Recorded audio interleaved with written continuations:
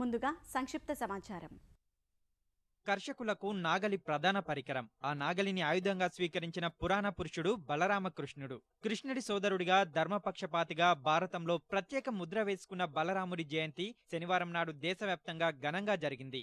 సంఘటిత స్ఫూర్తికి నిదర్శనంగా రైతులు వేడుకగా జయంతిని నిర్వహించారు. రాష్ట్రంలోనే తొలిసారిగా తూర్పుగోదావరి జిల్లా అంబాజీపేట మండలం పోతాయిలంకలో బలరాముడి విగ్రహాన్ని ప్రతిష్ఠించారు. భారతీయ కిసాన్ సంఘ ఆధ్వర్యంలో గోపూజ కార్యక్రమం వైభవంగా చేశారు. మన రాష్ట్రంలో మొట్టమొదటిసారిగా అంబాజీపేట మండలంలో ఉన్నటువంటి ఒక పోతాయిలంకలో ఈ యొక్క బలరాముని యొక్క విగ్రహాన్ని స్థాపించడం మొట్టమొదటిసారి జరిగింది. కేవలం బలరాముడు రైతాంగానికి ఇచ్చినటువంటి ఒక స్ఫూర్తిని తీసుకొని ఆ స్ఫూర్తితో వ్యవసాయాన్ని ముందుకు తీసుకెళ్లాలనే ఒక దృష్టితోనే ఆ రకమైన ప్రచారాన్ని బలరాముడు రాజకీయాలకు అతీతంగా వర్గాలకు అతీతంగా భారతంలో కృష్ణుడి వైపు కానీ అర్జునుడి వైపు కానీ ఇట్లా దుర్యోధనుడి వైపు వెళ్లకుండా అందరూ నాకు సమానమైనటువంటి ఒక దృష్టితో పనిచేసిన వ్యక్తి కాబట్టి గ్రామాల్లో అందరం కలిసి ఉండాలి, అప్పుడు అన్ని సక్రమంగా వ్యవసాయం ముందుకెళ్తుంది అనేటువంటి దృష్టిని ఇచ్చినటువంటి వ్యక్తి బలరాముడు. కష్టాల ఖరీఫ్లో చిరు ఆశ, కరువు కాలంలో చెదురుమదురు బల్లులు. వనరుడు కనికరించి పంటలకు ఊపిరిపోసే వానలు కురిపిస్తున్నాడు. వర్షాభావంతో కుంటుపడిన సాగు కాస్త గాడిన పడుతోంది. ఖరీఫ్ సీజన్ ముగిసే సమయంలో ప్రత్యామ్నాయ పంటల సాగు పుంజుకుంది. కృష్ణా డెల్టాలో వరికి అవకాశం లేనందున ముందస్తు రబీకి అధికారులు ఏర్పాట్లు చేస్తున్నారు. రాష్ట్రంలో ఈ ఏడాది ఖరీఫ్ ఆరంభం నుంచి కొనసాగుతున్న వర్షాభావం ప్రస్తుతం కురుస్తున్న వర్షాలతో తగ్గుముఖం పట్టింది. జులైలో 54%, ఆగస్టులో -6% లోటు వర్షపాతం నమోదవగా సెప్టెంబర్లో సాధారణ వర్షపాతం కురవడంతో రైతుల్లో ఆశలు చిగురిస్తున్నాయి.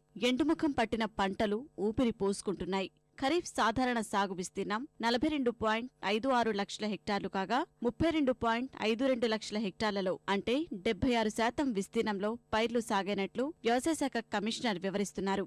వరికి ప్రత్యామ్నాయంగా అపరాలు ప్రోత్సహిస్తున్నామని చెబుతున్నారు. ఖరీఫ్ పంటలకు సంబంధించి ముఖ్యంగా ఈ సెప్టెంబర్ వర్షంలో పడిన వర్షాల వల్ల కొంత ఆశాజనకంగా ఉంది. దాదాపు 84% పంటలు వేయడం జరిగింది. సో ఇప్పటి వరకు ఓవరాల్గా సీజన్ వరకు తీసుకుంటే 76% 76% వరకు పంటలు వేశారు. సో అయితే కొంత ముఖ్యంగా నాగార్జున సాగర్ ప్రాంతంలో కానీ అలాగే ఇంకా కొన్ని చోట్ల వర్షాభావ పరిస్థితులు ఉన్న చోట ఎవరైతే ఖరీఫ్ పంటలు వేయలేకుండా పోతున్నారో దానికి ఆల్టర్నేటివ్గా కంటింజెన్సీ యాక్షన్ ప్లాన్ కూడా తయారు చేయడం జరిగింది. సో ముఖ్యంగా మనం మినుము అలాగే బెంగాల్ గ్రామ్ అంటే మనము శనగలు ఇలాంటి ఆల్టర్నేటివ్ క్రాప్స్ కూడా మనము సీడ్స్ కూడా ప్రొక్యూర్ చేసి పొజిషన్ చేసి సీడ్స్ కూడా డిస్ట్రిబ్యూట్ చేయడం జరుగుతుంది. ఖరీఫ్లో సాగుకు దూరమైన రైతులకు కొంతైనా ఉపశమనం కలిగించేందుకు ముందస్తు రబీ ఏర్పాట్లలో వ్యవసాయ శాఖ నిమగ్నమైంది. వరి సహా కంది, పెసర, మినుము, జొన్న, రాగి తదితర విత్తనాల పంపిణీ, రసాయన ఎరువుల అందుబాటుకు సంబంధించి ప్రణాళికలు రూపొందించింది. 5 లక్షల క్వింటాల విత్తనాలు సిద్ధం చేసేందుకు ఇప్పటికే టెండర్లు పిలిచింది. అలాగే 12,30,000 మెట్రిక్ టన్నుల ఎరువులను సరఫరా చేసింది. గ్రామీణ ప్రాంతాల్లో యూరియా నిల్వలను వ్యవసాయ శాఖ మార్క్ఫెడ్ డీలర్ల వద్ద అందుబాటులో ఉంచింది. సాగర్ జలాశయం కింద నీరు రాని పక్షంలో ప్రత్యామ్నాయ పంటల కింద కంది, పెసర, మినుము, నూనె గింజల సాగు కోసం విత్తనాలు సేకరిస్తున్నట్లు తెలిపింది. రబీకి సంబంధించిన యాక్షన్ ప్లాన్ కూడా మేము సిద్ధం చేసుకోవడం జరుగుతుంది.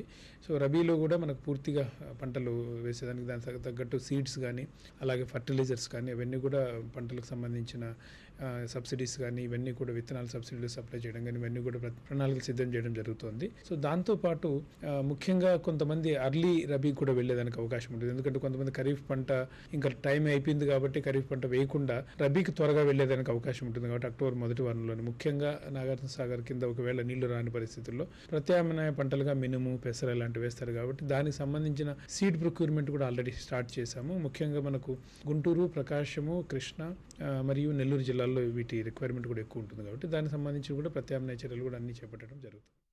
తాజా వర్షాల వల్ల 180 మండలాల్లో నెలకొన్న వర్షాభావం కరువు ఛాయలను అధిగమించే సూచనలు కనిపిస్తున్నాయని వ్యవసాయ విపత్తు నిర్వహణ శాఖలు తెలుపుతున్నాయి. పరిస్థితి మారకుంటే కేంద్ర ప్రభుత్వ నిబంధనల ప్రకారం సెప్టెంబర్ 30 తర్వాత కరువు మండలాల ఎంపికపై కసరత్తు చేస్తామని ప్రకటించాయి.